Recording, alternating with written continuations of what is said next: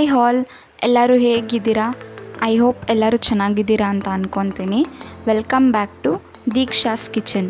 ಇವತ್ತಿನ ರೆಸಿಪಿಲಿ ನಾನು ಸಿಂಪಲ್ಲಾಗಿ ವೆಜಿಟೇಬಲ್ ಉಪ್ಪಿಟ್ಟು ಹೇಗೆ ಮಾಡೋದು ಅಂತ ಹೇಳ್ಕೊಡ್ತೀನಿ. ಸೊ ದಟ್ ಯಾರೆಲ್ಲರೂ ಈ ವಿಡಿಯೋ ನೋಡ್ತಾ ಇದ್ದೀರಾ, ಪ್ಲೀಸ್ ಚಾನಲ್ನ ಸಬ್ಸ್ಕ್ರೈಬ್ ಮಾಡ್ಕೊಂಡು ನೋಡಿ. ಒಂದು ಪಾತ್ರೆಯಲ್ಲಿ ಉಪ್ಪಿಟ್ಟು ರವೆ ಹಾಕ್ಕೊಂಡು ಸ್ವಲ್ಪ ಕಲರ್ ಚೇಂಜ್ ಆಗೋ ಗಂಟ ರವೆನ ಹುರ್ಕೋಬೇಕು. ರವೆ ಹುರ್ಕೊಂಡ್ಮೇಲೆ ಇದನ್ನು ಇನ್ನೊಂದು ಪ್ಲೇಟ್ಗೆ ಹಾಕ್ಕೋತಾ ಇದ್ದೀನಿ.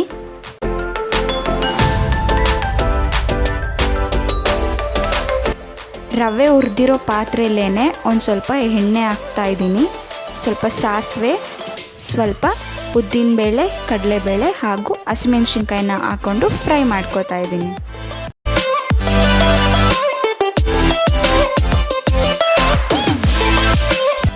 ಮೊದಲೇ ಕಟ್ ಮಾಡ್ಕೊಂಡು ಇಟ್ಕೊಂಡಿರೋ ಈರುಳ್ಳಿನ ಫ್ರೈ ಮಾಡ್ಕೋತಾ ಇದ್ದೀನಿ.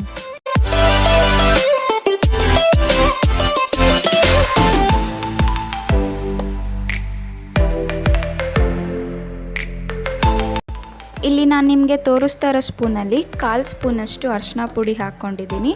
ನಿಮಗೆ ಅರಿಶಿನ ಪುಡಿ ಬೇಕು ಅಂದರೆ ನೀವು ಹಾಕೋಬೋದು, ಬೇಡ ಅಂದರೆ ಸ್ಕಿಪ್ ಮಾಡ್ಬೋದು. ಸಣ್ಣದಾಗಿ ಮೊದಲೇ ಕಟ್ ಮಾಡ್ಕೊಂಡು ಇಟ್ಕೊಂಡಿರೋ ಕ್ಯಾರೆಟ್ ಮತ್ತು ಹಸಿ ಬಟಾಣಿನ ಹಾಕ್ಕೋತಾ ಇದ್ದೀನಿ. ರುಚಿಗೆ ತಕ್ಕಷ್ಟು ಉಪ್ಪು. ಕ್ಯಾರೆಟು ಮತ್ತು ಹಸಿ ಬಟಾಣಿ ಹಾಕಿರೋದ್ರಿಂದ ಸ್ವಲ್ಪ ಫ್ರೈ ಮಾಡ್ಕೋಬೇಕಾಗುತ್ತೆ. ಇಲ್ಲಿ ನಾನು ನಿಮಗೆ ತೋರಿಸ್ತಿರೋ ಗ್ಲಾಸಲ್ಲಿ 1 ಗ್ಲಾಸಷ್ಟು ನೀರು ಹಾಕ್ಕೊಂಡಿದ್ದೀನಿ. ನೀರು ಹಾಕೊಂಡ್ಮೇಲೆ ನಾವು ಕ್ಯಾರೆಟ್ ಮತ್ತು ಹಸಿ ಬಟಾಣಿ ಹಾಕಿರೋದ್ರಿಂದ ಅದು 50% ಆದರೂ ಬೆಂದಿರಬೇಕು. ಮೊದಲೇ ಹುರಿದಿರೋ ರವೆನ ನಾವು ಪಾತ್ರೆಗೆ ಹಾಕಿ ನೀಟಾಗಿ ನಮಗೆ ಎಷ್ಟು ಕನ್ಸಿಸ್ಟೆಂಟಲ್ಲಿ ಬೇಕೋ ಅಷ್ಟು ಕನ್ಸಿಸ್ಟೆಂಟಲ್ಲಿ ನಾವು ಅದನ್ನು ಬೇಯಿಸ್ಕೋಬೇಕು. ಸಿಂಪಲ್ಲಾಗಿ ವೆಜಿಟೇಬಲ್ ಉಪ್ಪಿಟ್ಟು ರೆಡಿಯಾಗಿದೆ. ಈ ಥರನೇ ಇನ್ನೂ ಹೊಸ ರೆಸಿಪೀಸ್ ಬೇಕಂದರೆ ಚಾನೆಲ್ನ ಸಬ್ಸ್ಕ್ರೈಬ್ ಮಾಡ್ಕೊಳ್ಳಿ.